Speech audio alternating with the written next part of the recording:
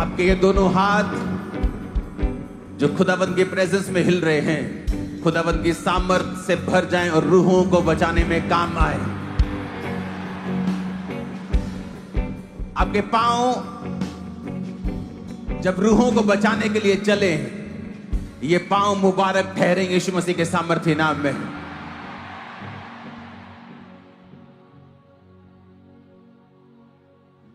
पाक करने वाला, पाक होने वाले एक ही नस्ल से है। भाई कहने वाला, भाई बनने वाले एक ही नस्ल से है। अपने हाथों को उठाओ। Thank you Jesus. उन पम्फलेट्स को अपने हाथों में उठाओ। खुदावंद, हम प्रार्थना करते हैं तेरा पाक रूह उस पंडाल में जाए खुदावंद, और उन लाखों लोगों को लेके आए जिनको तू बचाना चाहता है मेरे पिता, जिनके पास तू अपना मैसेज देना चाहता है। क्योंकि वचन में यह लिखा है कि तू अपने वचन को भेजता और अपने लोगों को चंगा करता है। खुदावंद, उस वचन को उन लोगों तक भेज। तेरे लाखों करोड़ों स्वर्गदूत खुदावंद उन लोगों के पास जाएं जिनको तू लेके आना चाहता है। मौसम को तेरे हाथों में सौंपते हैं, तेरा नाम वहां पे महिमा पाने पाए खुदावंद। अंधकार की शक्तियों को डांटते हैं खुदावंद। शैतान की सारी योजनाएं प्रभु यीशु मसीह के नाम से नाश हों। अपने हाथों को उठाएंगे आप सब लोग, और जो क्रूसेड्स, जो मीटिंग्स इस मंगलवार को स्टार्ट हो रही हैं, आप प्रार्थना करेंगे कि ये लगातार परमेश्वर की ग्रेस से होती ही रहे, हर 15 दिन, हर 10 दिन बाद। अपने हाथों को उठाओ। Thank you Jesus. क्योंकि आपको पहले ही इस 2025 की शुरुआत में ही बता दिया गया था कि जो लोग ये सोच रहे हैं कि ये साल हैप्पीएस्ट न्यू ईयर बोल के उनका हैप्पी हो जाएगा, ऐसा इस साल नहीं होगा। क्योंकि financial depression, financial economic problems और अलग अलग घटनाएं होती ही रहेंगी पूरा साल, अभी भी। तो जिसने फास्टिंग नहीं की, जिसने प्रार्थनाएं नहीं की, वो इस साल को चुन ले। जिसने कम उपवास रखे हैं, कभी नहीं रखे, वो ये साल चुन ले कि आप फास्टिंग में, प्रार्थनाओं में, उपवास में परमेश्वर के सामने रहेंगे पूरा साल। ये एक बार 40 रोजे रखने का साल नहीं है।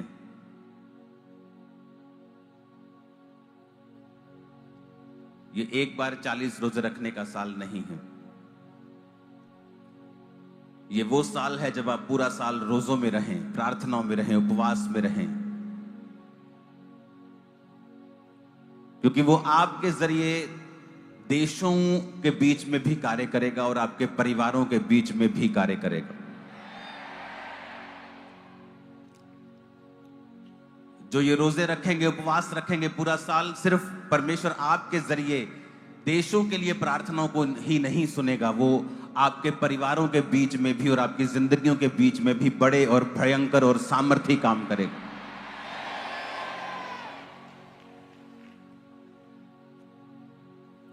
अगर आप इस साल की शुरुआत की प्रीचिंग देखें तो मैंने आपको बताया था कि परमेश्वर ने मुझसे कहा है कि वो साइकिल फिर से आएगा। क्योंकि 2005 वो साल था जब मैंने 40 रोजे 5 या 6 बार रखे थे, और अब वो समय 20 साल बाद वो सर्कल दोबारा आ चुका है। मैं अभी भी फास्टिंग में हूं। 40 फास्टिंग्स आपकी खत्म हो गई, लेकिन मेरी नहीं हुई।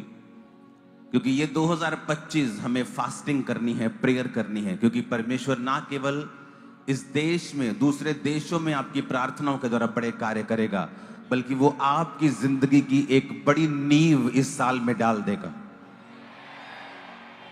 और ये इतनी स्ट्रॉन्ग नींव होगी, एक ऐसी ग्रेस होगी जब आपकी लाइफ के ये ऊपर आएगी, ये अनबीटेबल होगी, यूनिक होगी, अलग होगी, कॉपी नहीं कर पाओगे कोई भी। ऐसी ग्रेस आपकी लाइफ के ऊपर आएगी। इसलिए 2025 में जिन लोगों ने प्रार्थनाएं कम की हैं, फास्टिंग कम की है, बाइबल कम पढ़ी है। ये वो साल है जब आप इस साल में अगर आपने ये समय संभाल लिया, अगर ये साल आपने प्रार्थनाओं में, उपवास में, रोजों में, आपने बाइबल रीडिंग में निकाल लिया, ये साल आपने परमेश्वर की उपस्थिति में गुजारा, तो एक ऐसी नींव पड़ेगी, एक ऐसी नींव पड़ेगी जो उखाड़ी नहीं जा सकेगी। ये नींव आपके फाइनेंशियल लाइफ के लिए होगी, ये नींव आपकी फिजिकल लाइफ के लिए होगी, स्पिरिचुअल लाइफ के लिए होगी। अगर आप सेवकाई के लिए चुने गए हैं तो ये साल आपके लिए इंपॉर्टेंट होगा, क्योंकि परमेश्वर कुछ बातें, कुछ ग्रेस आपको देगा जो आपने कभी पहले नहीं पाई होंगी। ये साल आपके परिवारों के बचने का साल होगा, आपके परिवारों की साल्वेशन का साल होगा। आप बहुत से अपने आसपास के लोगों को, अपने रिश्तेदारों को, अपने करीबियों को, अपने मोहल्ले नगरों में आप देखेंगे बहुत से लोग परमेश्वर की साल्वेशन को ग्रहण करेंगे। जिस तरह आप देखेंगे अंधेरा बढ़ रहा है दुनिया में, युद्ध बढ़ रहे हैं, वॉर्स बढ़ रहे हैं, वचन पूरा हो रहा है कि कौम के ऊपर कौम चढ़ाई करेगी, राज्य के ऊपर राज्य चढ़ाई करेगा, युद्ध की बातें होंगी, भयंकर लड़ाइयां होंगी।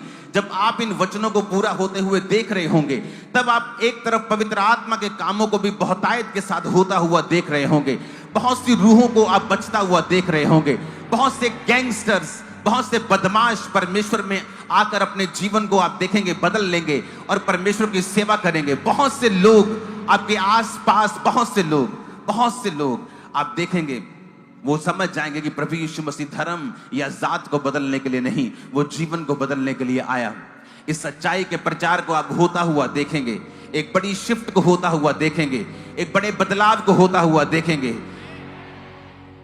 परमेश्वर ने कहा भारत के लोग प्रार्थना करें और वचन पे खड़े हो जाएं, क्योंकि मैं तुम लोगों की प्रार्थनाओं के द्वारा एक बड़ा बदलाव तुम्हें दूंगा। और अगर तुम प्रार्थनाएं नहीं करोगे तो यह बदलाव देरी से होगा। तो यह परमेश्वर के ऊपर निर्भर नहीं, भारत के लोगों के ऊपर निर्भर है। अगर वो बदलाव चाहते हैं, ब्लेसिंग्स चाहते हैं, तो उन्हें प्रार्थनाएं करनी होगी। उपवास के साथ फास्टिंग, उपवास, प्रार्थना, बाइबल रीडिंग, आपको बेसिक के ऊपर आना होगा। हर एक विश्वासी को चर्च के साथ जुड़ना होगा।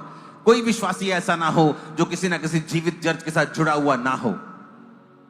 आप ऑनलाइन मीटिंग अटेंड नहीं कर सकते घर बैठ के, ये नॉन बिब्लिकल है, ये बिब्लिकल नहीं है। जब तक कि आप किसी फौज में नहीं है, जब तक आप किसी ऐसे स्थान पे नहीं हैं कि जहां इज इक्वल टू इम्पॉसिबल है कि आप मीटिंग अटेंड कर सकें जाकर फिजिकल। परमेश्वर आलसियों का परमेश्वर नहीं है, इसलिए उसने 12 साल की लहू बहने वाली औरत को चंगा किया, क्योंकि वचन कहता है कि उसने अपने आलस को, अपनी कमजोरी को, अपने बहानों को त्याग कर परमेश्वर को छुआ। उसने इस बात की भी परवाह नहीं की कि वो अशुद्ध औरत है, अगर वो किसी यहूदी को छुएगी तो उसे मौत के घाट उतार दिया जाएगा। अपने हाथों को उठाओ और कहो, परमेश्वर मैं तेरे राज्य में सुनने के लिए और काम करने के लिए तैयार हूं। ऊंची आवाज में कहो, ऐसी देखी नहीं कोई बादशाह।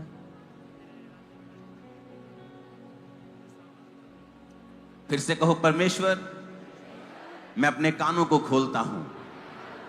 ऊंची आवाज में मांगो परमेश्वर से,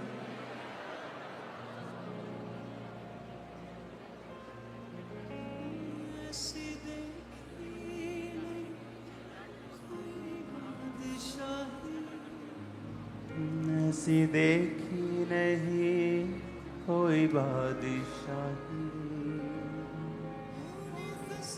तुझसे बढ़कर कोई खुदा नहीं।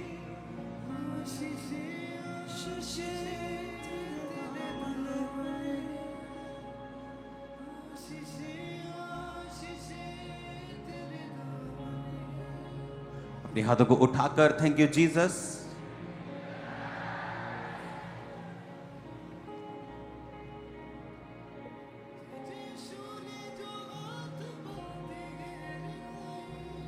कहो, आज जो वचन मैं सुनने जा रहा हूं मेरी जिंदगी में 100 गुना फलों को लेके आए। ऊंची आवाज से मांगो,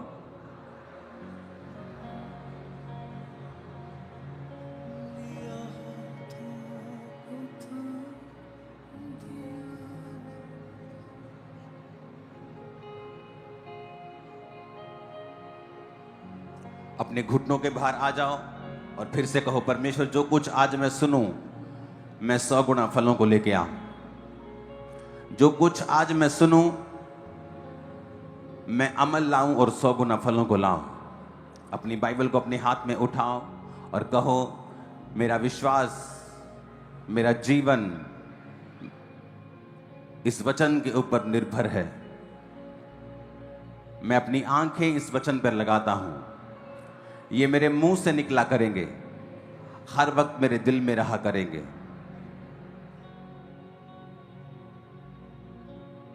अपनी बाइबल को उठा के कहो, आज जो कुछ मैं सुनूंगा मैं इसका प्रचार भी करूंगा। और मांगो ऊंची आवाज में,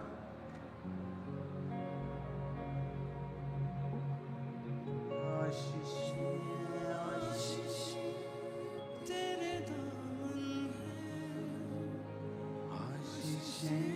आशीषें तेरे दामन, तुझे शूले जो हाथ पाते हैं जगाए, दिल में हो विश्वास पूरी होती है। तुझ पे मान जो भी ले आ, दिल में हो विश्वास पूरी होती है। तुझ पे मान जो भी ले आ, अपनी रहमत से तूने भर दिया है। ऐसी बरकत दी मेरे खुदा ने मुझको ईमान से भर दिया।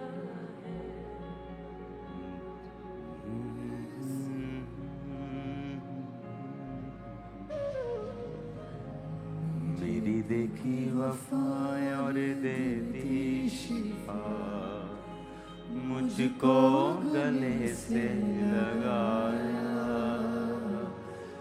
मेरी देखी वफा दे दी शिफा, मुझको गले से लगा। खुदावन से कहो, परमेश्वर आज का वचन मैं कानों से सुनकर अपने दिल में लेके जाऊंगा और उस पर चलूंगा, प्रभु यीशु के नाम में, आमीन। जितना ऊंचा ये ब्लेसिंग उतनी बड़ी है। जितनी ताकत है हाथों में, तारीफ कर दो खुदावन।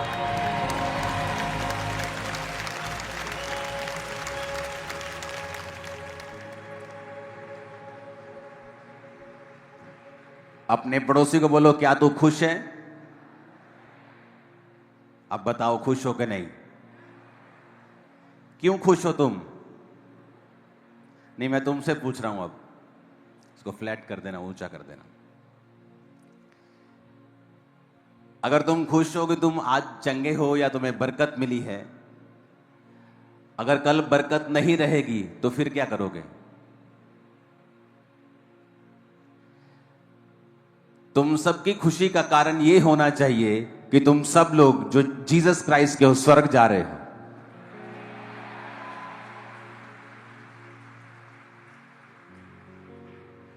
और जब तुम्हारा आनंद इस बात पे टिक जाएगा कि तुम स्वर्ग जा रहे हो, तुम अनंत जीवन पा चुके हो,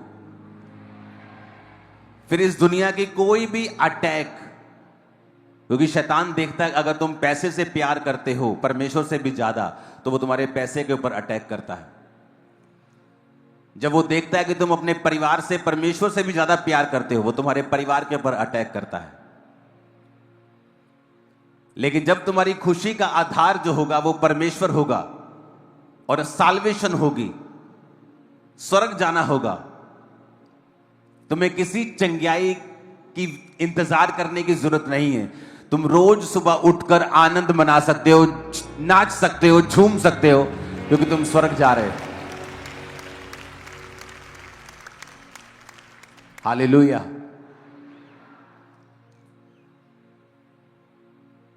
आज जो आत्मा ने आपको मैसेज दिया, आते ही प्रार्थना में आपने सुन लिया होगा, मैं वो तैयार करके नहीं लेके आता हूं। आवाज आ रही है सबको? पीछे हाथ हिलाओ, लास्ट में। ओके,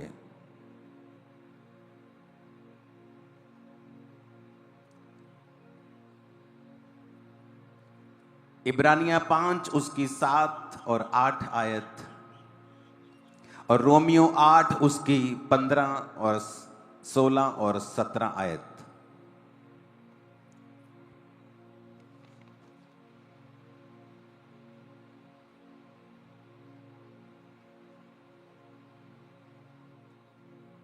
इन दोनों आयतों को फिर से मैं बोलूंगा, इब्रानियों 5 उसकी 7 से 8 और रोमियो 8 उसकी 15 से 17 आयत।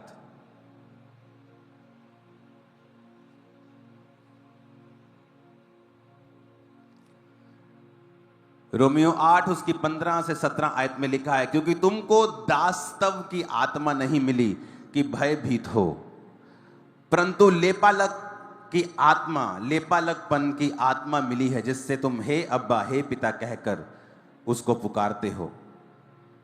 आत्मा आप ही हमारी आत्मा के साथ गवाही देता है कि हम परमेश्वर की संतान हैं।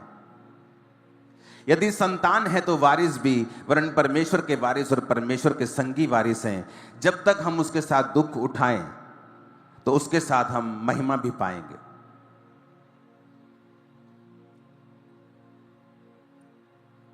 आज का वचन आपको बड़े ध्यान से समझना पड़ेगा।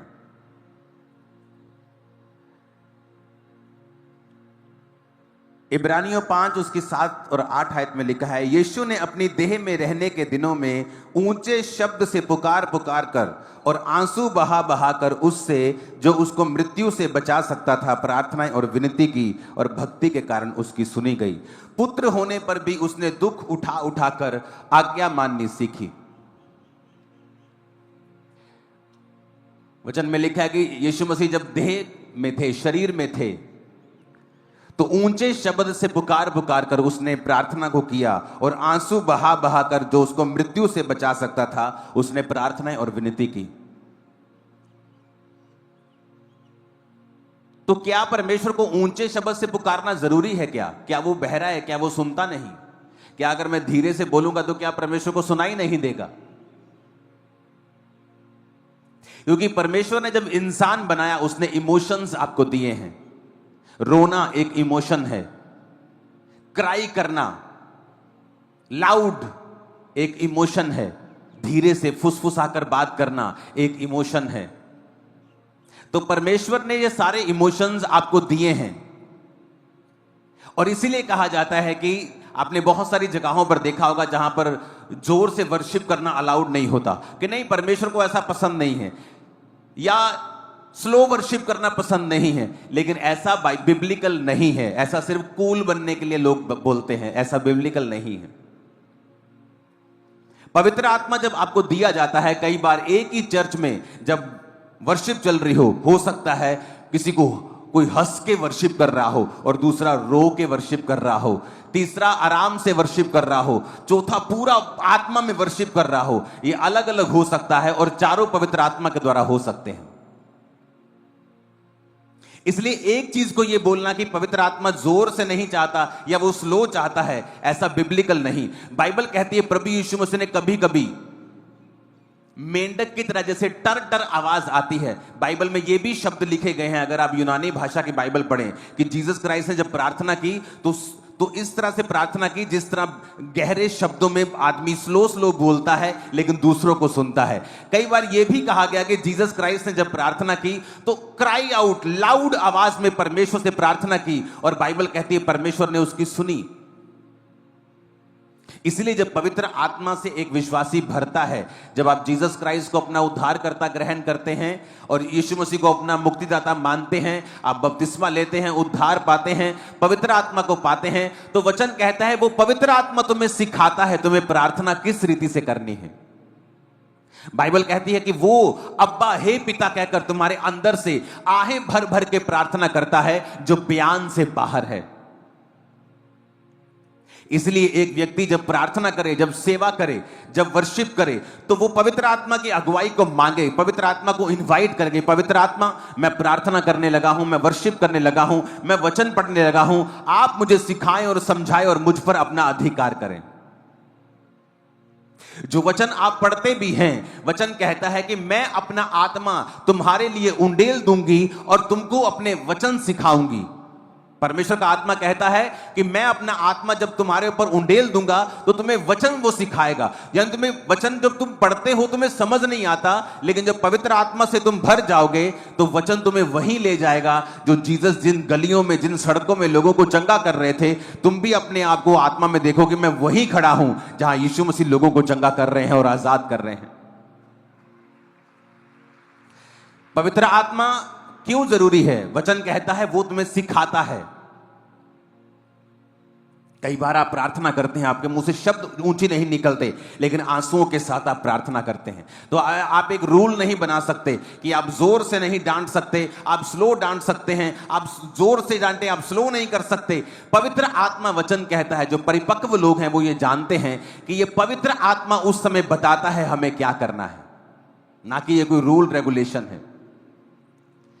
क्योंकि परमेश्वर कोई ऊंचा नहीं सुनता कि ऊंची आवाज में हम प्रार्थना करेंगे तो वो सुनेगा, लेकिन वचन कहता है प्रभु यीशु मसीह ने भी देह में रहने के दिनों में ऊंचे शब्द से पुकार पुकार कर, क्राई आउट लाउड, कि उसने परमेश्वर से प्रार्थना की और आंसू बहा बहा कर उसने विनती की और परमेश्वर ने उसकी प्रार्थनाओं को सुना और विनती को सुना। तो इसका मतलब यह है कि एक विश्वासी पवित्र आत्मा के द्वारा चलाया जाना चाहिए। एक पास्टर पवित्र आत्मा के द्वारा चलाया जाना चाहिए, नहीं तो वो अपनी चर्च में ऐसे रूल रेगुलेशन बना देगा कि पवित्र आत्मा जब काम करना चाहेगा तो पूरी तरह से कर नहीं पाता।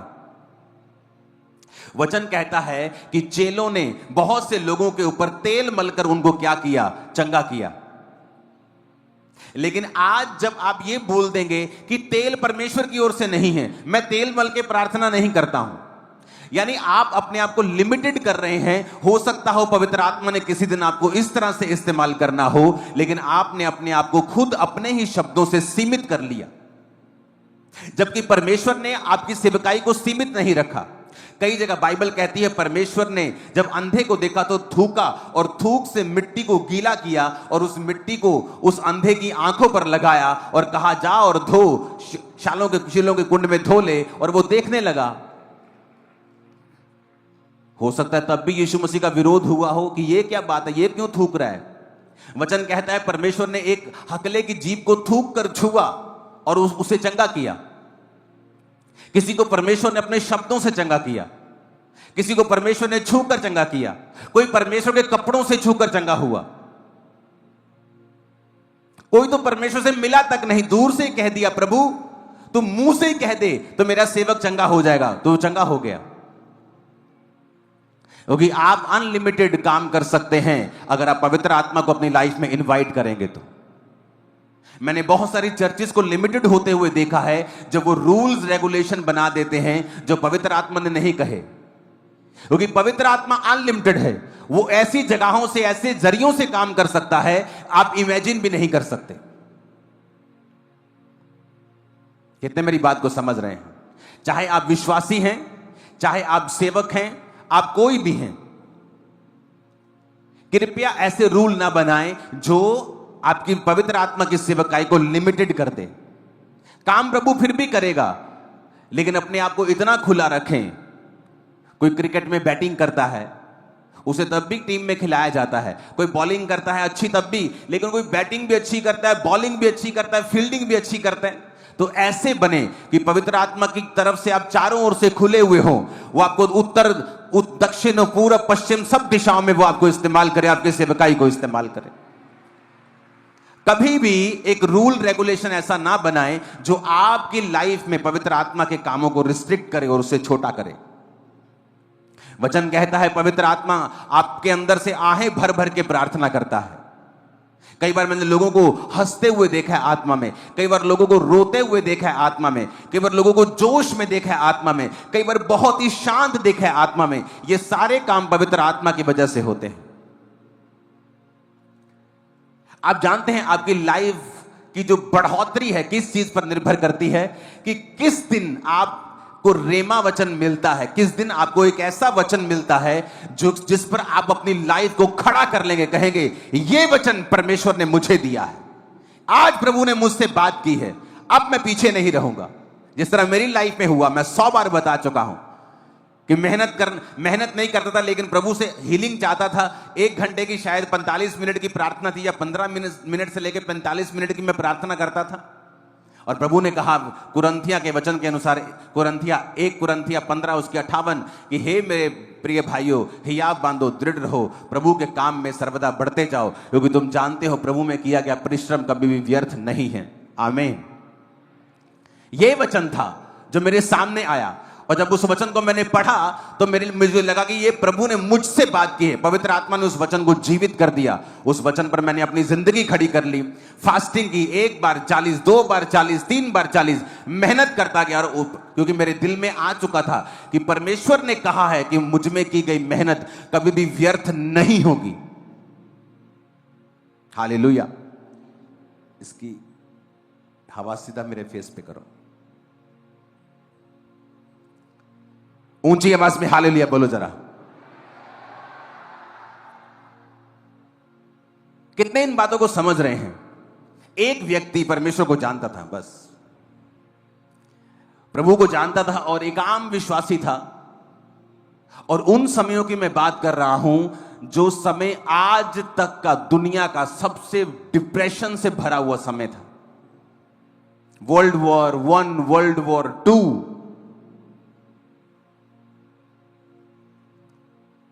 परमाणु बम गिर रहे थे हर तरफ। द मोस्ट डिप्रेस्ड टाइम था दुनिया के लिए। एक विश्वासी था, प्रभु के वचन पे खड़ा हो गया कि परमेश्वर ने कहा है मेरे बाहिने हाथ में धन और महिमा है, मेरे दाहिने हाथ में दीर्घ आयु है।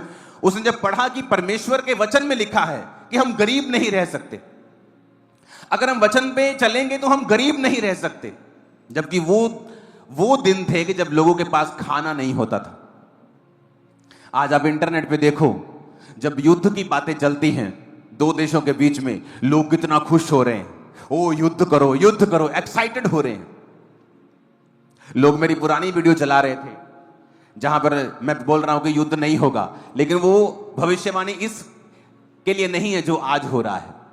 वो तब हुई थी जब रशिया और यूक्रेन की लड़ाई हुई थी। लोग कह रहे थे कि विश्व युद्ध शुरू हो जाएगा, और मैंने कहा था कि विश्व युद्ध शुरू नहीं होगा इस बात में।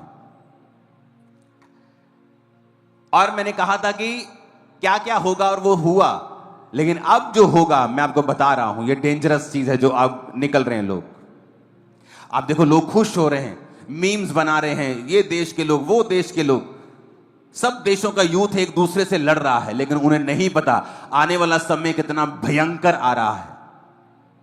मैं किसी चीज का नाम नहीं लूंगा, लेकिन मैं आपको बता देता हूं, एक लंच, LUNCH, लंच, दोपहर का खाना,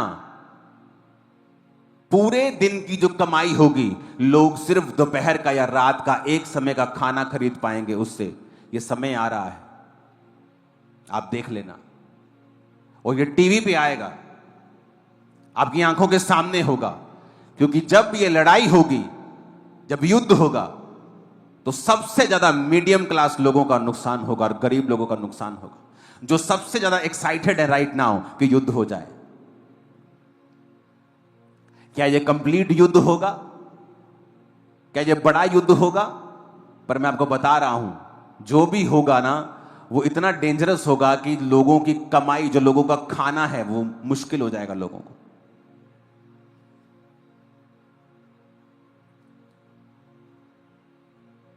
दो 2015 से मैं आपको एक प्रोफेसी कर रहा हूं। उस 1 सेकंड प्रोफेसी लंबी थी, लेकिन मैं चाहता नहीं मैं लंबा अभी जाऊं। वो 30 सेकंड की वीडियो को मैं सिर्फ आपको दिखाऊंगा, बाकी आप इंटरनेट से देख लेना। उस 30 सेकंड की वीडियो को हम देखेंगे। मैंने लोगों को बताया आने वाले टाइम में, आने वाले सालों में, जिसके पास चांदी होगी उसकी चांदी होगी, जिसके पास सोना और चांदी होगी वो सबसे अमीर होगा। और आप ये मैसेज आज से 10 साल बाद निकाल के इंटरनेट से फिर सुनेंगे, और आप हैरान होंगे कि एक वर्ड पूरा हुआ, सिंगल वर्ड। आप देखोगे परमेश्वर ने किस तरह जाहिर किया। पहले जुलाई 2017 को गोल्ड का रेट 27,900 प्रति 10 ग्राम था। और आज गोल्ड का रेट कितना है? 1 लाख रुपए के करीब हो चुका है। 2017 देखते देखते 25 आ गए हैं हम, और तब लोग कहते थे बड़ा महंगा है, सोना बहुत महंगा है, 27,000 रुपए तोला कौन लेगा। आज 1 लाख रुपए के करीब है। और परमेश्वर ने कहा था जिसके पास सोना होगा वो अमीर होगा, चांदी होगी वो अमीर होगा। अभी ये फुलफिलमेंट नहीं है प्रोफेसी की, अभी ये कंप्लीट नहीं हुई। आप आने वाले समयों में देखोगे जब व्यापार सिर्फ सोने और चांदी से होंगे, करेंसी से नहीं होंगे। लेकिन ये लंबा समय है इसको। और ये चीजें, ये जो बढ़ोतरी है, इस बात का सबूत है कि आपको एक एक चीज बताई जा रही है कि फ्यूचर में किस चीज की वैल्यू होगी। वो जमीनों की वैल्यू होगी, खेती की जमीन की वैल्यू होगी, सोने की वैल्यू होगी, चांदी की वैल्यू होगी, जानवरों की वैल्यू होगी। अगर आपके बैंक में 27,000 पड़े थे 2017 को, तो वो अगर आप उसकी कैलकुलेशन करेंगे तो 30,000 के करीब भी आपको मिलेंगे नहीं 8 साल बाद भी, अगर आप ब्याज लगाएंगे तो। लेकिन अगर आप वो सोना लिया होता उस बात को आपने समझ के, तो वो 1 लाख हो चुका होता। अब जो होने वाला है मैं आपको बता रहा हूं, युद्ध छोटा हो, स्ट्रेटेजिक चीजों के साथ हो, एक खास जगह के ऊपर करे कोई, लेकिन मैं आपको इसका रिजल्ट बता देता हूं। एक लंच, पूरे दिन की कमाई के साथ सिर्फ एक लंच आया करेगा। और मैं ये भी बता दूं कि इस देश में यह हालत नहीं होगी इतनी बुरी।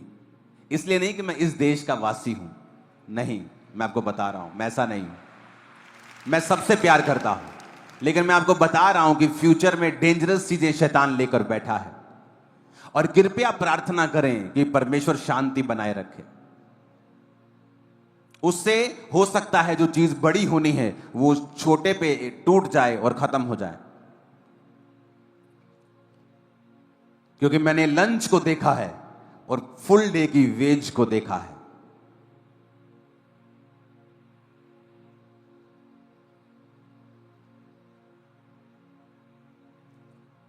तो क्रिश्चियन लोगों को यह बात समझनी चाहिए कि हमें प्रार्थना करनी है,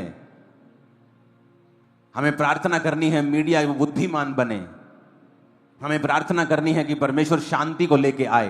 क्योंकि ये 2025 मैंने आपको पहले से ही बता दिया था। अगर आप 31 की मीटिंग को देखेंगे कि जो लोग समझ रहे हैं कि हैप्पीएस्ट न्यू ईयर से हैप्पीएस्ट हो जाएगा, ये ईयर बिल्कुल भी हैप्पीएस्ट नहीं होगा। क्योंकि घटनाएं होती रहेंगी पूरा साल, जो मार्केट को, शेयर मार्केट को अप डाउन करती रहेंगी, और जो लोगों की इकोनॉमी को नीचे करती रहेंगी, और अलग अलग चीजें होती रहेंगी, घटनाएं होती रहेंगी। क्रिश्चियन लोग अगर आप ये बात को समझ जाएंगे, ये साल अगर आप फास्टिंग, प्रेयर, बाइबल रीडिंग करेंगे जितना आपने पहले कभी नहीं किया, ये साल आपकी एक ऐसी नींव पड़ जाएगी जो आने वाली जनरेशन तक आपकी हेल्प करेगी। और ये यादगार साल होगा आप लोगों के लिए कि इस साल मैं परमेश्वर में फास्टिंग करना शुरू किया था, मैं परमेश्वर में प्रार्थना करना शुरू किया था। आने वाले समय में ये बात मेरी लिख लेना, फोर्सफुली आपको प्रार्थनाएं करनी पड़ेगी। ऐसा ऐसा ऐसा माहौल बन जाएगा, आपको प्रार्थना करनी पड़ेगी। आपको दिक्कत होगी, मुश्किल होगी, लेकिन जो लोग पहले से प्रार्थना करते हैं, पहले से परमेश्वर के करीब हैं, पहले से फास्टिंग करते हैं, उनके लिए वो नॉर्मल होगा। जब कोविड आया तो लोगों को बड़ी दिक्कत हुई, मर गए, डिप्रेस हो गए। मेरे लिए कोई प्रॉब्लम नहीं थी, क्योंकि मैं तो जीता ही वैसे था। यहां चर्च से घर, घर से चर्च, ऑफिस, काम, ये मेरी लाइफ थी। तो मेरी लाइफ बिल्कुल बदली नहीं, क्योंकि मैं पहले से ही परमेश्वर की परफेक्ट विल में चल रहा था। तो मुझे कोविड से कोई दिक्कत नहीं हुई। आज भी मेरा लाइफस्टाइल वही है, क्योंकि जब आप अपना लाइफस्टाइल होली स्पिरिट के बनाए हुए, क्योंकि मेरी ये कॉलिंग है, आपकी कॉलिंग अलग है। जब आप पवित्र आत्मा के चलाए चलते हैं, आपका लाइफस्टाइल परमेश्वर ऐसा कर देता है कि दुनिया में जो कुछ भी होता रहेगा, आपको 1% भी फर्क नहीं पड़ेगा, बल्कि आप ऊंचे किए जाएंगे और आजाद किए जाएंगे। मैं आपको बता रहा हूं, क्योंकि ये पवित्र आत्मा आपको बताएगा। अब उस व्यक्ति की बात करें, जब युद्ध हुए, जब युद्ध के समय चल रहे थे, तो उसने एक वचन पढ़ा कि परमेश्वर कहता है कि अगर तू अपने टाइट को, अपने दशवांत को बोएगा, तो मैं तुझे इतनी बरकत दूंगा कि तेरे रखने के लिए जगह नहीं होगी। वो कहता, हां, क्या ये वचन आज पूरा हो सकता है? इस सिचुएशन में जब युद्ध हो रहे हैं, इस सिचुएशन में जो दुनिया के पास खाने के लिए नहीं है, क्या यह वचन आज पूरा हो सकता है? उसने 2 अकाउंट खुलवाए, एक अपना अकाउंट जिसमें सैलरी आती थी, और उसने कहा आज के बाद मैं परमेश्वर का टाइथ अपने सैलरी वाले अकाउंट में भी नहीं रखूंगा, क्योंकि वो मेरा पैसा नहीं, वो खुदा का है। उसने दूसरा अकाउंट खुलवाया, अपनी सैलरी का 10% वो दूसरे अकाउंट में रखता था कि 2 दिन बाद भी अगर मुझे देना है तो मेरे अकाउंट में नहीं रहना चाहिए। उसने परमेश्वर के नाम का एक डेडिकेटेड अकाउंट खोल दिया कि ये अंकुर सेकंड अकाउंट जो है ये खुदा के लिए डेडिकेटेड, खुदा का अकाउंट है, खुदा के लिए डेडिकेटेड है। वो अपना काम करता गया। परमेश्वर ने उसके घर का माहौल धर्मी किया, उसकी पत्नी, उसका एक बच्चा हुआ, एक बेटा हुआ। वो अपने काम को करता गया, अपनी जिंदगी को नॉर्मल बिताता गया। कुछ लोग सोचते हैं कि जैसे ही वो टाइट देना शुरू करेंगे ना, 1 साल में आसमान खुल जाएगा, पता नहीं क्या क्या हो जाएगा। ऐसा नहीं होता। जब आप वचन पे चलना शुरू करते हैं, आप चट्टान पर घर बना रहे हैं। यीशु मसीह ने कहा, जो हे प्रभु मुझे कहते हैं, हर एक जन उनमें से स्वर्ग के राज्य में प्रवेश नहीं करेगा, क्योंकि जो मुझसे प्यार करता है मेरी आज्ञाओं को मानेगा, और वो उस मनुष्य के समान होगा जिसने अपना घर चट्टान के ऊपर बनाया। जो मेरे वचन पर चलेगा। चट्टान को खोदना मुश्किल है, उस पर नींव डालना मुश्किल है, समय लगता है। चट्टान के ऊपर आप 1 साल में घर नहीं बना सकते हो। तो परमेश्वर ने कहा वो मनुष्य उस व्यक्ति के समान होगा जिसने चट्टान पर घर बनाया, लेकिन जब वो घर बन गया, आंधी तूफान उस घर को हिला नहीं सकते। लेकिन रेत पर जो घर बनाता है वो है जो वचन पे नहीं चलता, बिजनेस के थ्रू ब्लेस होना चाहता है, ताकत के थ्रू, स्किल के थ्रू। लेकिन जब वो बिजनेस के ऊपर कोविड का अटैक होता है, वो खत्म हो जाता है। बड़े बड़े मिलियनर बिलियनर स्टोरी सुनो, इंटरनेट के ऊपर पड़ी हैं, 2-4 गलत डिसीजन लिए, आज बैंकरप्ट होकर बैठे हैं, क्योंकि खुदा उनके साथ नहीं है। जो महलों में रहते थे वो जेलों में रहे। अब उस व्यक्ति को समझ आ गया कि मुझे ये करना है और लगातार करना है। शादी हुई, बेटा हुआ, बेटा बड़ा हो गया, और बेटे के जीवन में परमेश्वर ने काम किया। उसको एज ए पास्टर परमेश्वर ने बुलाया और उसने सेवा करनी शुरू की, जिस तरह दाऊद की जिंदगी में हुआ। दाऊद ने अपना पर्सनल सारा सोना परमेश्वर को दे दिया था, लेकिन जब उसका बेटा बड़ा हुआ सुलेमान, तो परमेश्वर ने कहा तूने बुद्धि मांगी है, लेकिन मैं तुम्हें पैसा भी इतना दूंगा जितना किसी को नहीं दिया। कारण क्या था? कारण यह था, दाऊद का पर्सनल बीज जो परमेश्वर को दिया गया था वो हजारों करोड़ रुपए का सोना था, और परमेश्वर ने उसके वंश को इतना अमीर किया जितना दुनिया में कोई भी राजा नहीं था। और अब इस व्यक्ति की लाइफ में क्या होता है कि वो जो छोटा बच्चा था, बेटा था, उसको परमेश्वर सेवा के लिए बुलाते हैं और वो सेवा करना शुरू करता है। अब उसे अपने बाप की गवाही मालूम थी कि उसके बाप ने किस तरह से परमेश्वर में बरकत को पाया है, और उसकी तरह परमेश्वर ने उसके बाप को फाइनेंशियली ब्लेस किया, उसे सेवा में बुलाया, और वो अपने बाप की टेस्टिमनी के ऊपर चलता रहा। और वो कहता था कि कुछ भी हो जाए, टाइथ वो देना भूलता नहीं था। अगर आप इस दुनिया में स्टडी करेंगे तो इस दुनिया में आपको एक ही व्यक्ति ऐसा मिलेगा जिसने 27 प्लेन्स, कार्स नहीं, प्लेन्स डोनेट किए हैं। ये वही बेटा था जिसने 27 प्लेन्स डोनेट किए, जिसके बाप ने खुदा के लिए अलग खाता खुलवा दिया था। और वो कैसे अमीर हुआ? चर्च से नहीं। उसकी चर्च आज भी आप देख लो, 500 लोगों से ज्यादा उसकी चर्च में लोग नहीं हैं। तो जिसकी चर्च में 500, 700, 1000 लोग हैं, वो 27 प्लेन कैसे डोनेट कर सकता है? वो तो चर्च ही चला ले, बड़ी बात है। लेकिन हमेशा परमेश्वर ये प्रूफ करता है कि पास्टर की प्रोस्पेरिटी, पास्टर की ब्लेसिंग, चर्च की ब्लेसिंग इस बात पे निर्भर नहीं करती कि चर्च कितनी बड़ी या छोटी है। वो इस बात पे निर्भर करती है कि उस वचन को जो बाइबल में लिखा है उसने कितना व्यक्तिगत उसे बनाया है, या कितना सीरियसली वो उसे लेता है।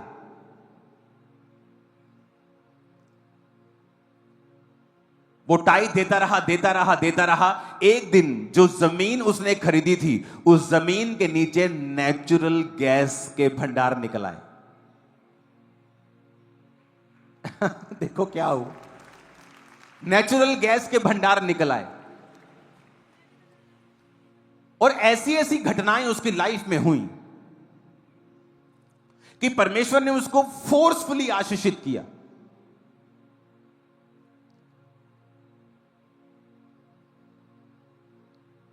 और लोग आज भी हैरान है कि 500 लोगों की चर्च है और यह व्यक्ति 9,000 करोड़ का मालिक कैसे हो सकता है? क्योंकि टाइथ, बाप टाइथ, बेटा टाइथ, मिनिस्ट्री टाइथ। खुदा ने कहा रखने की जगह नहीं होगी, इतनी बरकत दूंगा। आज वचन पे खड़े होने वाले लोग बहुत थोड़े हैं।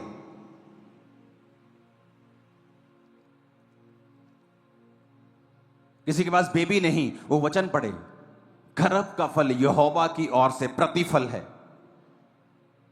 आप चाहो तो इस वचन के ऊपर लड़ सकते हो परमेश्वर से कि प्रभु तेरे वचन में लिखा है। करो 10 साल प्रार्थना, 5 साल प्रार्थना और खुदा गर्भ खोल देगा, मैं जानता हूं। लेकिन वचन पे खड़े होने वाले लोग नहीं हैं। मुंह से कहते रहेंगे प्रभु कुछ कर, प्रभु मेरे को बेटा दे, मेरे जीवन में बेटी दे, कुछ कर कुछ कर। क्या करे परमेश्वर? वचन पे खड़े हो जाओ, वचन को व्यक्तिगत कर लो कि परमेश्वर कहता मैं टाइट दूंगा तो रखने की जगह नहीं होगी। चलो ठीक है, आज से मेरा डेडिकेशन हो गई।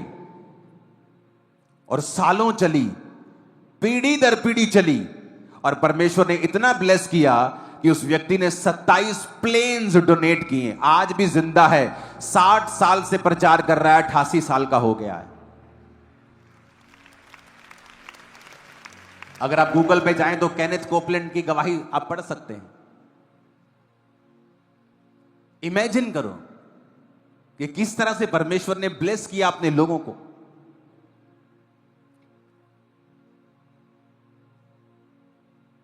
आपको यह बात बड़े ध्यान से समझनी है कि जब आप वचन पे चलेंगे ना, कुछ घटनाएं होंगी ऐसी जिन्हें आप नहीं घटा सकते थे, आप घटित नहीं कर सकते थे, वो खुदा ने की हैं, क्योंकि आप प्रभु के वचन से वफादार हैं।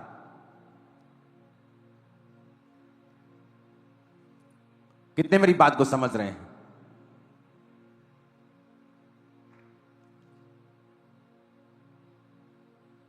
जब मैं सेवकाई में आया, जब मैंने सेवकाई को किया, तो शैतान मुझसे ये कहता था कि तू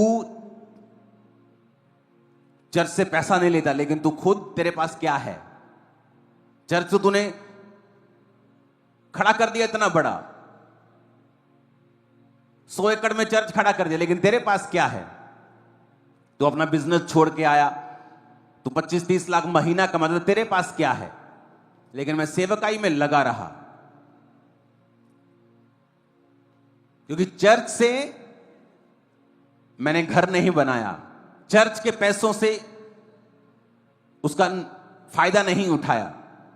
एक दिन मैं दुबई में था घूमने के लिए, एक होटल में, और मैं और मेरी वाइफ वहां से निकल रहे थे, तो एक ऑफिस था वहां पे किसी कंपनी का। तो वो जो कंपनी वाले व्यक्ति थे वो हमें इनवाइट करने लगे बाहर से, प्लीज कम, ये आपको अपार्टमेंट देखो, ये घर देखो, आप देख। हमने कौन सा लेना था, 80 भाड़के होते, चलो टाइम पास करते हैं 5 मिनट। हाँ किथे है, वो किथे है, हाँ ये ऐसा है, ये ऐसा है, आप यहाँ पे लेंगे तो आपको फायदा होगा। मैं कहा हाँ हाँ ठीक है। कहती आपने देखना है? मैंने कहा कहाँ जाना पड़ेगा? मैं कहा नहीं, हम टूरिस्ट हैं, मेरे पास गाड़ी नहीं है, तो कहाँ? कहते नहीं नहीं आप चिंता मत करो, गाड़ी हम मंगवा के देंगे। मैंने कहा ठीक है, अगर आप गाड़ी मंगवा के तो चलते हैं, नाले झूठे ले आवांगे। तो गाड़ी आई, हमें ले गई। वो आदमी सामने से कहता जी आओ जी तो दिखाने, पंजाबी बोलता था।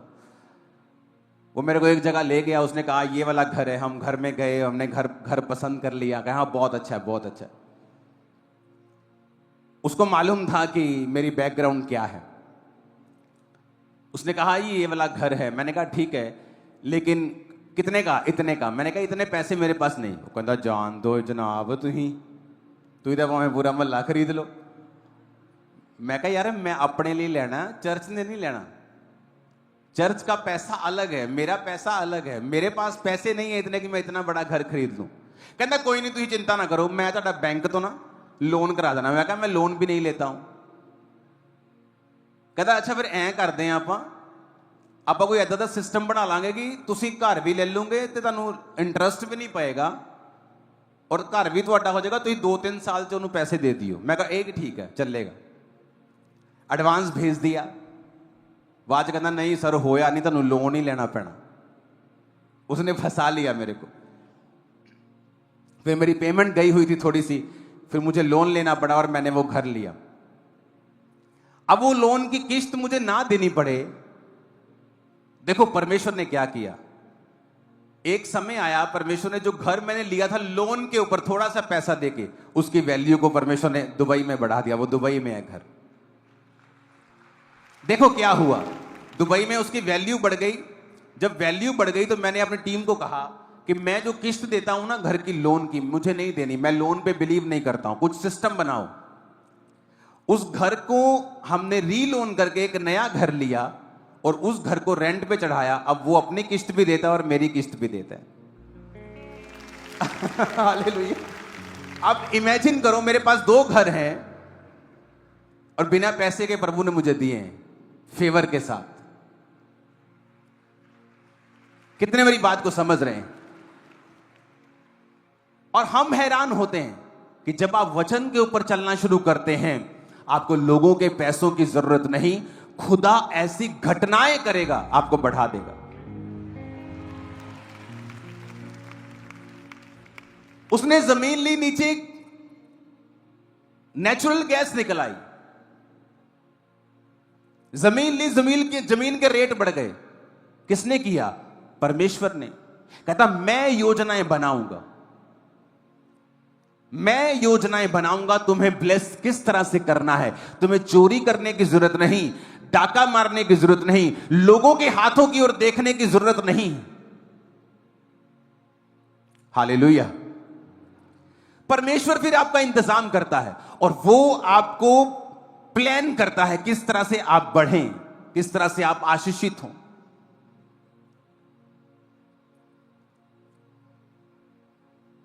आज भी मेरा टाइथ अलग रखता हूं। अपने पैसे वाले बक्से में डालता तक नहीं हूं, या अगर बैंक गए हैं तो डालता तक नहीं, उन्हें अलग कर देता हूं उसी दिन, और वो अलग जगह होते हैं।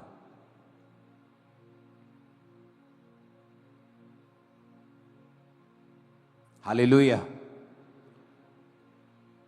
जब घर रिश्तेदार आए थे तो उन्होंने कहा था ये पैसा कौन सा है, ये कुछ लाख। मैंने कहा ये परमेश्वर का है, बीज डालता हूं मैं।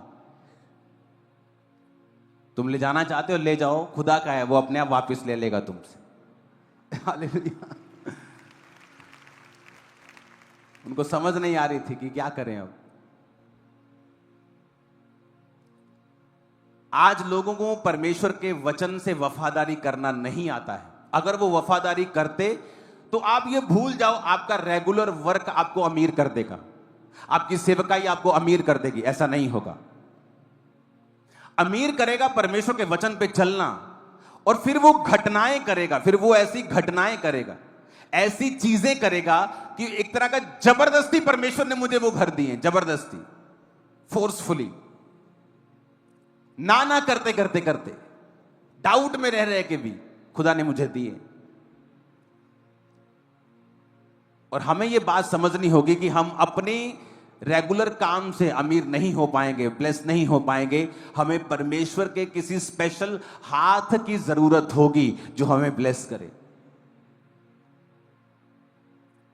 कितने मेरी बात को समझ रहे हैं?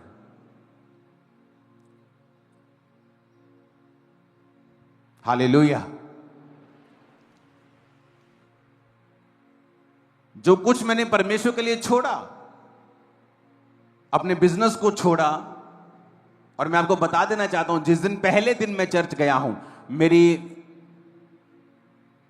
मंथली जो मेरी पॉकेट मनी होती थी वो 3500 रुपया थी 2004 में। और मुझे आज भी याद है कि 700 750 रुपया मैं परमेश्वर के लिए निकालता था। और जब भी मैंने अपने पास्टर के पास जाना, मैंने उसके हाथ में वो पकड़ाता था कि ये मेरा टाइथ है। टाइथ ही बोलते थे उसको, चाहे वो 20% था। और तब से ऐसी बरकत जो मेरे जीवन में रही है आप लोग जानते हैं। 7 सालों में 8 चर्चेस बदलनी पड़ी थी, क्योंकि जिस चर्च को लेते थे जो जगह होती थी वो भर जाती थी। अब करें क्या? जो जगह ले वो भर रही, जो जगह ले वो भर रही। खुदा ने कहा मैं इतनी बरकत दूंगा, रखने की जगह नहीं होगी।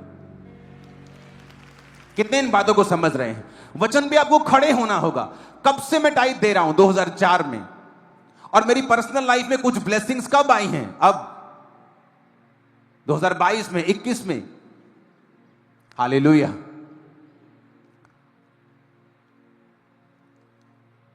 वचन को पर्सनल बनाओ, इस पे खड़े हो जाओ, इसको व्यक्तिगत करो, इस पर अपना घर बनाओ, इस पर खड़े हो जाओ।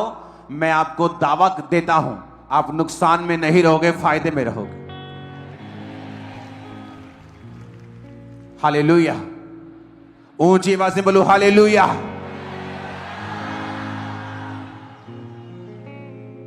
और इस वजह से कि आप टाइदर्स हैं, परमेश्वर योजना बनाएगा। आप वचन पे खड़े हैं कि प्रभु तेरे वचन में लिखा है तुझ में की गई मेहनत व्यर्थ नहीं होती। आप जब भी प्रार्थना करते हैं, जब भी मेहनत करते हैं, इस वचन से करते हैं, प्रभु मैं ये मेहनत कर रहा हूं, तुझ में की गई मेहनत व्यर्थ नहीं जाती, नहीं जाएगी व्यर्थ। जिस भाई के लिए आप प्रार्थना कर रहे हो, मसीह में आए 2 साल हो गए, 3 साल हो गए, आप करते रहेंगे, वो मसीह में होगा, वो पति मसीह में होगा, वो पत्नी मसीह में होगी, वो फैमिली मसीह में होगी। करते रहो जो कर रहे हो परमेश्वर के नाम। ऊंची आवाज में खड़कने वाला हालेलुया बोलो जरा, 7 बार बोलो हालेलुया। और बाहर जाना चाहिए गेट के पास। हालेलुया।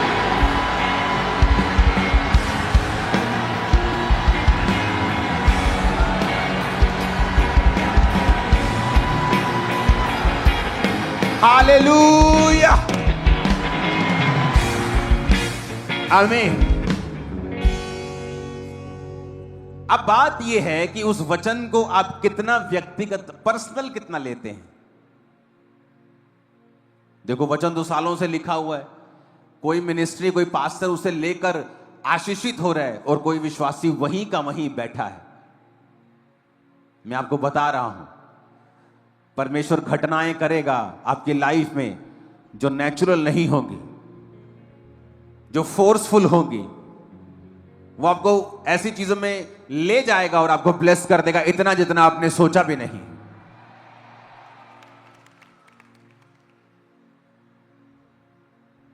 Hallelujah, hallelujah.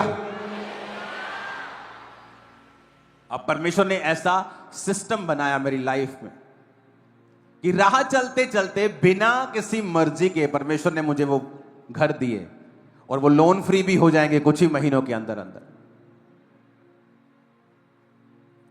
कि किस तरह से परमेश्वर ने मुझे वो ब्लेस, वो आशीषित किया, किस तरह से ब्लेसिंग दी, ये अनइमेजिनेबल। इसलिए तो उसने कहा कि जहां तू जाएगा मैं तुझे फेवर दूंगा। वो 750 रुपया, 700 रुपया टाइल्स जो मैं निकालता था, मुझे आज भी याद है। जो थोड़े में वफादार है वो ज्यादा में भी वफादार है। आज खुदा ने मुझे ज्यादा दिया है, मैं आज भी निकालता हूं। तब थोड़ा था तब भी निकालता था, तब भी थोड़ा नहीं लगता था, क्योंकि मैं जस्ट टीन एज में था। तो मेरे लिए 3500 रुपया महीना बहुत अच्छा होता था, बढ़िया होता था, आसानी से सब काम होते थे। लेकिन मेरी फैमिली की ब्लेसिंग होती थी ऊपर, कि फैमिली के ऊपर ब्लेसिंग होती थी, क्योंकि मैं उस बिजनेस से पैसे लेता था, टाइथ निकालता था, तो उसके कारण मेरा बिजनेस भी आशीषित था। वचन को जब तक आप पर्सनल नहीं लेंगे, वचन पे खड़े नहीं होंगे, आप इसको व्यक्तिगत बनाकर लंबे समय तक इस पर नहीं चलेंगे, ये कभी फल नहीं लाएगा। क्योंकि अगर चट्टान के ऊपर घर बनाना है, वचन के ऊपर मसीह के ऊपर वचन से घर बनाना है तो आपको टाइम लगेगा, एफर्ट लगेगा, आपको पसीना आएगा, आपकी मेहनत होगी, लेकिन जब घर बन जाएगा वो आपको मजा देगा, आप वाव वाव करेंगे, ब्लेस होंगे आप और आशीषित करेंगे खुदाबंद के नाम को हमेशा। Hallelujah, hallelujah.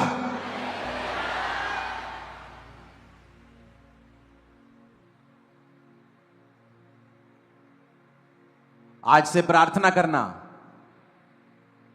कि जो दुख, संकट, फूड के ऊपर, इकोनॉमी के ऊपर, बहुत से देशों के ऊपर आने वाले हैं, परमेश्वर दया करे, क्योंकि हमारे मसीह लोग भी, क्रिश्चियन लोग भी वहां रहते हैं,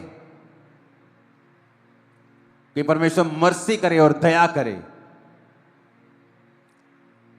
शैतान मारने के लिए आया और जीसस प्यार करने के लिए और जोड़ने के लिए आए। आमीन। एक वायदा करो अपने हाथों को उठाकर, कहो खुदावन आज से मैं वचनों के ऊपर चलूंगा और कभी भी, फिर से कहो कभी भी ऐसा टाइम नहीं होगा जब मैं वचन पर नहीं चला, क्योंकि मुझे चट्टान के ऊपर घर बनाना है और मैं बनाऊंगा, वचन पर पूरी रीति के साथ चलूंगा, जो तेरे वचन में लिखा है उसे पूरा करूंगा। फिर से कहो परमेश्वर से यही प्रार्थनाओं के साथ,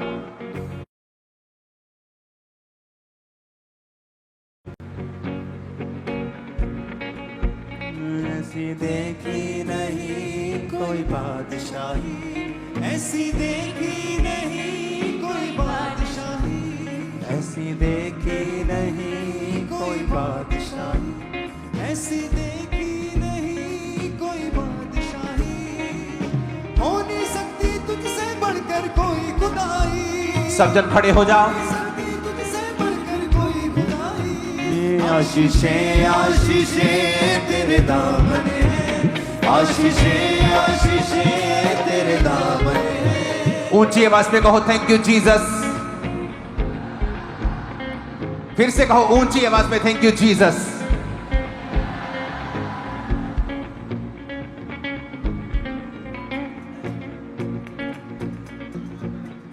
आज से अपने मन से कहो मैं वचनों के ऊपर खड़ा रहूंगा और चलूंगा। फिर से कहो, फिर से कहो, फिर से कहो। आज से मैं वचनों के ऊपर चलूंगा और खड़ा रहूंगा।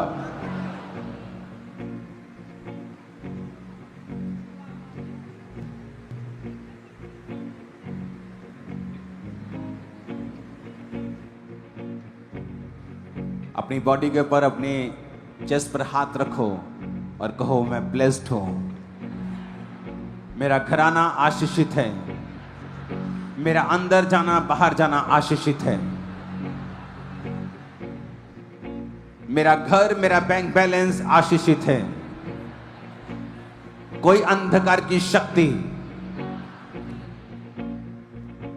मेरे जीवन पर, मेरी फैमिली पर अटैक नहीं कर सकती, क्योंकि मैं उसके लहू के नीचे सेफ हूं।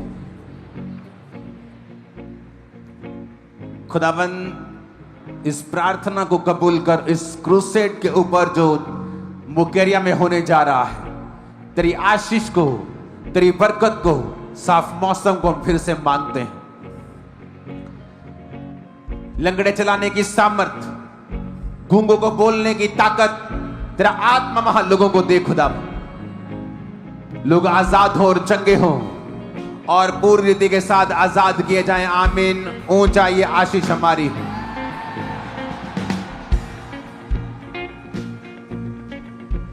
छुटकारा पाएंगे वो लोग जो उस मीटिंग का हिस्सा होंगे,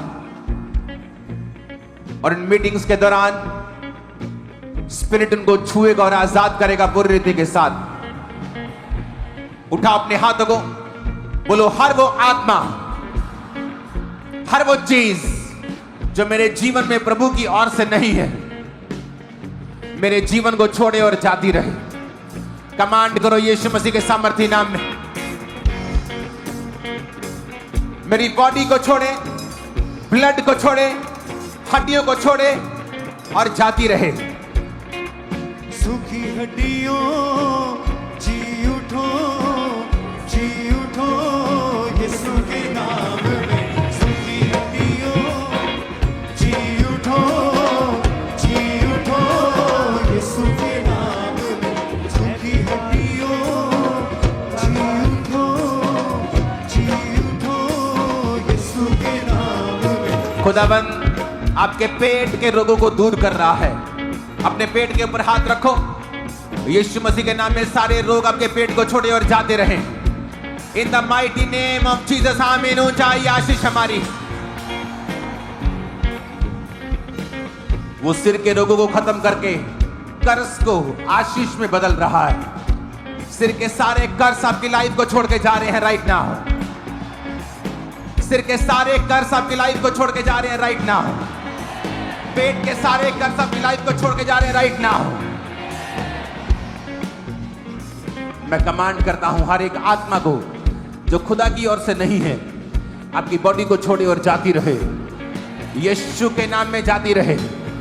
खुदाबंद खुदा यीशु मसीह के नाम से जाती रहे। यीशु मसीह के सामर्थी नाम से जाती रहे। सारी गंदी आत्मा निकल आओ यीशु मसीह के सामर्थी नाम में। कमांड करो से out in the name of Jesus. मेरी बॉडी से, ब्लड से, हड्डियों से लेकोरा बासांद्रियाना मासाखन मखंदे। यीशु का नाम शिफा। मेरी बॉडी से, ब्लड से, हड्डियों से, मेरे सिर से, पेट से नाम लेके बोलो बीमारी का निकल जाए। सारी दुष्ट आत्मा जो बीमारी की जिम्मेवार है निकल जाए। अंधी आत्मा, गूंगी आत्मा, बहरी आत्मा आउट। दमे की आत्मा out.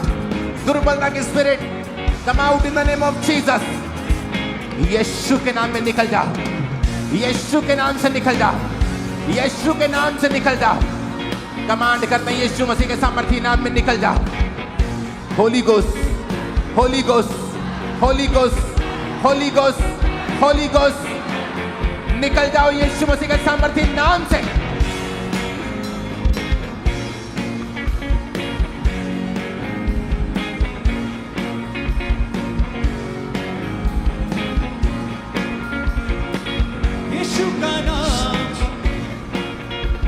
Holi ghost, Holi ghost, Holi ghost, Holi ghost, Holi ghost, Holi ghost की फायर तुम पे उतरे। सारे जादू, सारे टोने आउट हो जाए right now in the name of Jesus. मैं देख रहा हूं उल्टियों के द्वारा दुष्ट आत्मा को बाहर आते हुए, पसीने के द्वारा, खेल के द्वारा तुम्हारी बॉडी को लाइट होते हुए यीशु के नाम में निकला। गंदी आत्मा, दुर्बलता की आत्मा, अशुद्ध आत्मा, गंदी चीजें खाने वाली आत्मा, गंदे विचारों वाली आत्मा, व्यभिचार की आत्मा, नशे की आत्मा, out in the name of Jesus. यहोवा पिता इन लोगों को आजाद कर। तेरे वचन में लिखा तू सांपों को और बिच्छुओं को उनको रौंदेगा, उनकी ताकत को तू रौंदेगा। ऐसा सांप है, बिच्छू मैं तुम्हें रौंदता हूं, पैरों के नीचे रौंदता और निकालता हूं उनकी जिंदगियों से यीशु मसीह के नाम में। तुम्हारे कंधों से दर्दे जा रहे हैं, छाती से दर्दे जा रहे हैं। Blood cancer out in Jesus name.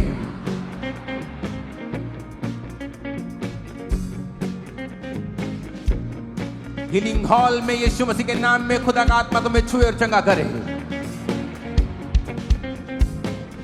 तुम जहां भी हो, जहां भी बीमार हो, चर्च के जिस कोने में भी आज स्पिरिट तुम्हें छुए और चंगा करे। मैं वचन की घोषणा करता हूं, जीसस के कोड़े खाने से तुम चंगे हो चुके हो। यीशु के कोड़े खाने से तुम चंगे हो चुके हो। यीशु के कोड़े खाने से तुम चंगे हो चुके हो। यीशु के कोड़े खाने से तुम चंगे हो चुके हो। यीशु के कोड़े खाने से तुम चंगे हो चुके हो। यीशु के कोड़े खाने से तुम चंगे हो चुके हो। यीशु मसीह के नाम से चंगे हो जाओ और आजाद हो जाओ। लंगड़े चलेंगे, अंधे देखेंगे और कोढ़ी शुद्ध होंगे।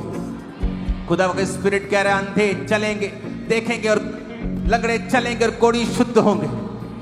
मैं शुद्धता को देख रहा हूं, स्किन की बड़ी बड़ी टेस्टिमनीज को देख रहा हूं, व्हीलचेयर की बड़ी बड़ी टेस्टिमनीज को देख रहा हूं। आने वाले समय की क्रूसेड्स, मीटिंग्स आम नहीं होगी। खुदावंद की स्पिरिट उनमें होगी।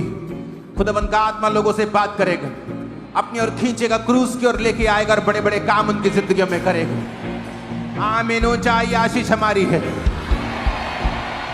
पास्टर्स बड़ी बड़ी सामर्थ को पाएंगे, बड़ी बड़ी चर्चेस की एस्टेब्लिशमेंट करेंगे। उन क्रूसेड्स पर, इन मीटिंग्स के ऊपर जो थर्सडे हुआ करेंगी, बड़े मसे को वो लेकर यहां से जाया करेंगे, बड़ी अनॉइंटिंग को रिसीव किया करेंगे और खुदावंद के नाम में बड़े बड़े काम किया करेंगे। आपके बच्चे भी उनमें शामिल है जिनकी मैं बात कर रहा हूं। आपका वंश उनमें शामिल है जिनकी मैं बात कर रहा हूं। जो इस्तेमाल किए जाएंगे वो उनमें शामिल है। मैं आपके वंशों की भी बात कर रहा हूं। आमीन। मेरे को खड़कने वाला चाहिए शैतान के खानों में। 7 बार ऊंची आवाज में को आई एम ब्लेस्ड, मैं आशीषित हूं। ऊंची आवाज।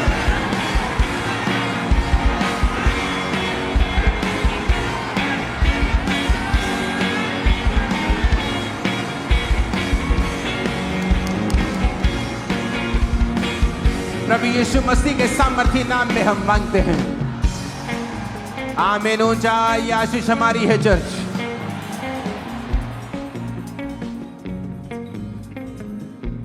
अपने दोनों हाथों को उठा के कहो, आज से मैं आशीष में चलूंगा, आज से मैं बरकत में चलूंगा, आज से पवित्र आत्मा की अगुवाई में मैं चलूंगा, आज से आशीषित होता हुआ, लोगों को करता हुआ मैं चलूंगा। आमीन। ऊंचाई आशीष हमारी है चर्च। खुदाबंद आने वाले समयों में जो लिखी हुई चीजें हैं, बुक्स हैं, खुदाबंद के स्पिरिट कह रहे हैं वो उनके जरिए बड़े बड़े बुद्धिमानों को चेंज करने वाला है। वो आपके जरिए भी बड़े बड़े लोगों को बचाने वाला है। बड़े बड़े परिवार मसीह में होंगे बहुत जल्दी। खुदाबंद उनको छूकर अपने में लेके आने वाला है। आपके रोगों को मैं जाता हुआ देख रहा हूं, आपको परफेक्ट हेल्थ में चलता हुआ देख रहा हूं। आप लंबा जिएंगे यीशु मसीह के सामर्थी नाम में। तू ना मरेगा वरन जीवित रहेगा और परमेश्वर के कामों को करता रहेगा। मैं भविष्यवाणी करता हूं। मैं डर की स्पिरिट को देख रहा हूं भविष्यवाणी की आत्मा के साथ। डर की स्पिरिट जो उसको रोकती है। तुझे पवित्रताई में चलना होगा तो ये डर भी छोड़ के तुझे चला जाएगा। मैं तुझे देख रहा हूं, तेरा रंग गोरा, तो एक लड़की है और खुदाबंद की स्पिरिट तुझे छू रही है। इस डर की आत्मा से वो तुझे आजाद कर रही है। और ये नॉर्मल स्पिरिट नहीं है, ये तो दवाई पर आ चुकी है, तो दवाई खाने की नौबत आ चुकी है। ये इस तरह का आत्मा तुझे तंग कर रहा है। मैं एक स्पिरिट को देख रहा हूं जो एक आदमी को छोड़ के जा रही है और उसके पेट के ऊपर से सब रसौलियां जो हैं, एक बड़ी, उसके बाद एक उससे छोटी, उसके बाद बहुत सारी छोटी छोटी। मैं देख रहा हूं तेरे पेट के हिस्से से वो तुझे छोड़ के जा रही है। मैं कानों के ऊपर से देख रहा हूं एक शैतान ने अपने उंगली को पीछे किया है और एक कान को छुआ परमेश्वर ने, और शैतान वो उसको छोड़ के जा चुका है। उस कान को, एक ही कान है, और परमेश्वर का आत्मा उस कान के पर्दे को छू रहा है और तुझे पूरी तरह से आजाद कर रहा है। हार्ट पेशेंट को मैं हील होते हुए देख रहा हूं। लिवर पेशेंट्स को मैं हील होते हुए देख रहा हूं। यीशु के नाम में हार्ट पेशेंट चंगे हो जाएं, लिवर पेशेंट हील हो जाएं, स्वस्थ हो जाओ, हील हो जाओ पूरी तरह से प्रभु यीशु मसीह के सामर्थी नाम में। आमीन बोलो और चंगे हो जाओ। अपने बिजनेस को, अपनी फाइल्स को अपने हाथों में उठा के अपने ऊपर उठाओ और हिलाओ। Visa file, business file, documents, अपने दुकानों के नाम, बिजनेस के नाम अपने हाथों को उठा लो। मैं यीशु मसीह के नाम में फाइनेंशियली आपको ब्लेस घोषित करता हूं। सारी रुकावटों को मैं डांटता हूं और श्रापित करता हूं। शैतान के सारी योजनाएं श्रापित हो जाएं, अटैक सारे खत्म हो जाएं यीशु मसीह के नाम में। और अगर आज से आप खुदा के वचन को पूरा करते हैं, क्योंकि बहुत से लोग जब टाइथ निकालते हैं वो गलत जगह पे उसे बोना शुरू करते हैं। टाइथ एक ही जगह बोया जा सकता है, वो है परमेश्वर का भवन। उससे हेल्प नहीं कर सकते, उससे कुछ नहीं कर सकते, वो सारा टाइथ के बाद होता है।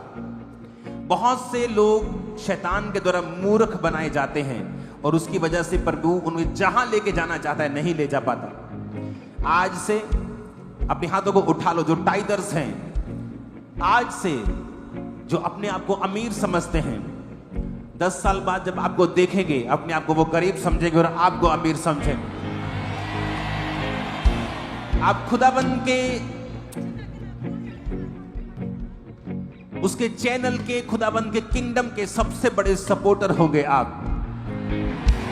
क्योंकि जब धर्मी के पास पैसा आएगा वो उसे खुदा के कामों के लिए लगाएगा।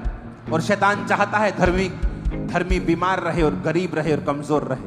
उसने चुना जरूर है आपको कमजोर और बीमार, लेकिन वो चाहता नहीं है अब आप इस सिचुएशन में रहें। वो आपको दूसरों से भी अधिक बलवान बनाना चाहता है जो अपने आप को बलवान समझते हैं। वो दूसरों से भी अधिक आपको आशीषित करना चाहता है जो अपने आप को आशीषित समझते हैं। मैं आपको विक्ट्री में चलता हुआ देख रहा हूं, आशीष में चलता हुआ देख रहा हूं, बरकतों में चलता हुआ देख रहा हूं। आप बड़ी बड़ी बड़ी बड़ी बड़ी बड़ी बड़ी चीजें करेंगे यीशु मसीह के सामर्थी नाम में। आमीन। ऊंचाई आशीष हमारी है चर्च। बहनें अपने पेट के ऊपर हाथ रखें जिनके पास बेबीज नहीं। अगर आपकी वाइफ यहां नहीं, आप यहां अपने पेट पे आप भी हाथ रखें। यीशु के नाम में वचन में लिखा है गर्भ का फल यहोवा की ओर से प्रतिफल है। लड़के यहोवा का दिया हुआ भाग है।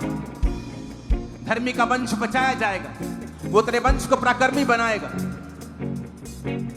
तेरा वंश पृथ्वी के ऊपर पराक्रमी होगा, तो अपने वंश को भीख मांगते कभी ना देखेगा।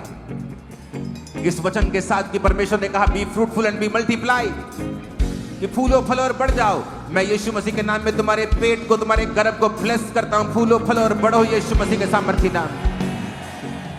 जो आत्मा तुम्हें फल लाने से रोकती है यीशु के नाम से श्रापित करके तुम्हारे जीवन से दूर करता हूं। यीशु मसीह के नाम में निकाल देता हूं। मैं अपने अधिकारों का प्रयोग करता हूं और तुम्हारे गर्भ को ब्लेस करता हूं और उस आत्मा को तुमसे दूर करता हूं जो तुम्हारे गर्भ को फल लाने से रोकती है। यीशु के नाम में अंगीकार करता हूं और डिक्लेयर करता हूं, घोषणा करता हूं कि आज से मेरी बहन तुम आजाद हो इस बांझपन की स्पिरिट से। आमीन बोलो और फ्री हो जाओ। खुदावंद की स्पिरिट कह रही है आज से वो नए रास्ते तुम्हारी जिंदगी में खोलेगा। ऐसी घटनाएं करेगा जो तुमने सोची भी नहीं होंगी, वो तुम्हारे जीवन के साथ होंगी और तुम बढ़ाए जाओगे। आमीन। ऊंचा ये आशीष तुम्हारी। आमीन। ऊंचा मैंने कहा ये आशीष तुम्हारी है। आशीष आशीष तेरे दामन, आशीष आशीष। स्पिरिट कहता है आने वाले समयों में जब लोग दुखी हो रहे होंगे अपने जीवन को जीने के लिए, मसीही लोग मोटे हो रहे होंगे। मैं वो मोटा नहीं कह रहा हूं जो आप सोच रहे हैं, ये एक स्पिरिचुअल बात है। इज़राइल के समय में जब अकाल पड़ा तो स्टडी बताती है कि एलिया जब उस करीत नामक नाले से निकला तो उसका वजन बढ़ा हुआ था। लोग अकाल में थे लेकिन खुदा के लोग भरपूरी में थे। सारी दुनिया के मसीही लोग सुन लें, जो अविश्वासियों के साथ होगा आपके साथ नहीं होगा।